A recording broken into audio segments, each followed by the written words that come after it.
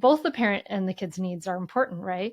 But there's a conflict of needs, and it's like, how do we hold a boundary, right? And holding a boundary really involves a lot of the time, like being able to experience the discomfort of like, oh, hello, old guilt, I see you there, or the discomfort of the whining and just having to get through the whining at a certain point, or the discomfort of saying no and having your child be unhappy with a no. And that's sometimes the right decision in those moments. And we have to go through the experience of discomfort in order to be able to hold to our boundaries and act on them. And I love that. So it's this idea of being able to experience this. You were talking about this experience, being able to experience these feelings, feel the feelings.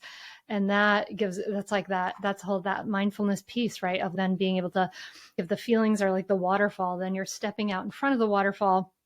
You're looking at it and saying, oh, okay, this is what it is. And now I have the ability to choose because I'm not just under the waterfall of the feelings, right? So this is a profound practice. And it's about flexibility and values. Those are the sort of cornerstones of it, because sometimes it's holding the boundary, because holding the boundary helps me live out my values right now in this moment as a parent. Sometimes it's getting way more flexible with your boundary. So last night, my version of bedtime is it's late. We have a 13 and a 10-year-old, and it's basketball playoffs, and the Lakers are playing. And I have two boys that are really into the Lakers, and we're down to the end here, right? Fourth quarter, and the Lakers are coming back. Am I going to go in and be like, 8:00, kids, turn off the TV? It's a school night, right? Man, even though I really want to, even though I want to go to bed. I'm tired. Let's end this now. I don't really care that much about basketball, right? So that's also a moment where how can I be more flexible as a parent and tolerate I'm stretching my limits here in the service of, hey, fun. I kind of want to be a fun mom. That's actually a value of mine, and not always an easy one for me to live out. I lean a little bit towards being unfun. My husband's more the fun parent. I'm the keep everyone in line parent, right? Wow. So another place I relate with you, Diana. I'm the hard ass as well in my family. Yeah.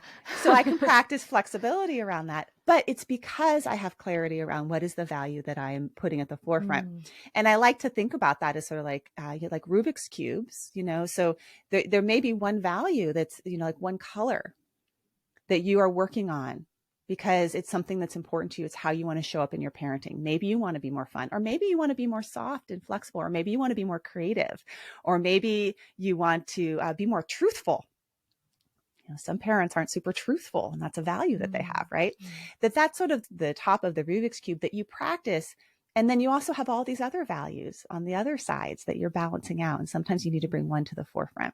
So last night I let my kids stay up late and watch a basketball game. And now I have a sick kid at home. But I don't think it's related to staying up late.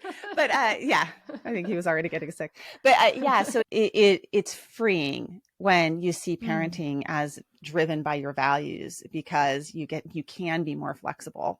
And it's also freeing when you don't have to have your behavior so coupled to your thoughts and to your feelings, that you can have a feeling and you don't have to act on that feeling. You can have a thought, and like a guilty thought, or I'm a bad parent thought, or whatever, and you don't have to act on that thought. And that's what psychological flexibility gives us, is that freedom.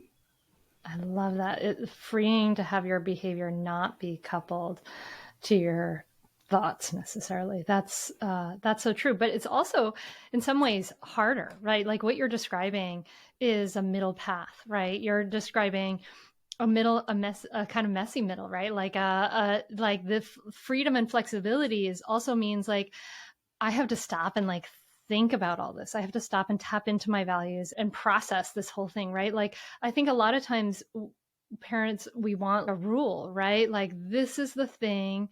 This is what we do. If we go to like extremes, it's always this or it's always this. It's easier, right? It's easier to kind of be in the extremes than it is to be in the messy middle. I think people might get tripped up into, I have to stop and figure out what my values are, in the same way that if I were working with someone that wanted to have a more balanced relationship with food. Oh, I have to stop and think about like, what's my food plan or what's my food role? That there's actually already a knowing inside of you, that you have a knowing of, like, sort of like tuning a guitar. when you tune in and you really just check in with yourself, what is in alignment for me? Mm-hmm. What do I really know to be true for me as a parent about what's important right now, or what I care about right now? Not what everyone says, or not some, like a food plan. Not what everyone says you should eat. What am I really hungry for? What works for my body?